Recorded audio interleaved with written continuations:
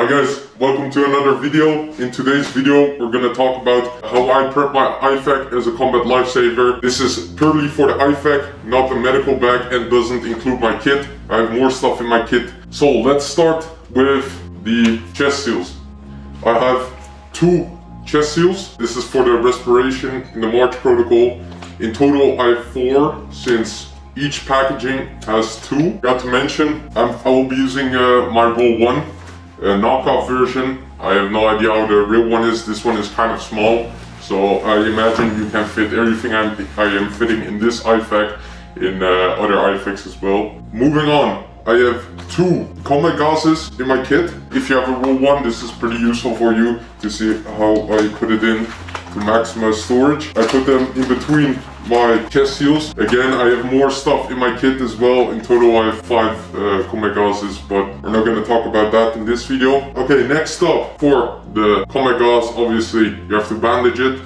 I have my emergency bandage, not the amputation one, the smaller one, since this is going to fit in my IFAK and to maximize storage again. So I have a separate place for this one.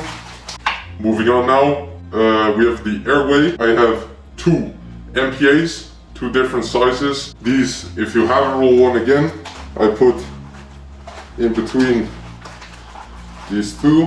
Okay, next up, in the airway as well, we have 1 OPA, since these are a really weird shape and I cannot fit a lot of them in. I just fit it where I can. Okay, then we have respiration. We obviously have set the chest seals already, but also 1 ARS needle. This one is also pretty easy to store.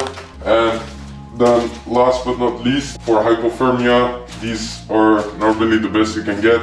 You obviously prefer a heat blanket, but this helps a little bit. For the others, this doesn't take as much space, so we have an eye protection. Almost forgot, but I also keep a medical field card underneath here. So as you can see, my IFAK is pretty full. It takes me like 15 minutes to roll this up and put it back here. But a lot of common mistakes I've seen in my unit as well is that people didn't bring enough stuff with them, so that if something happened, they were not prepared. And for example, for the combat gauzes, they had to grab everyone's combat gauze in order to resolve the problem. So always keep your IFAK up to date, look at your dates, etc. If you guys want, in next videos we're gonna cover what I bring in my kit as well. How do I store it?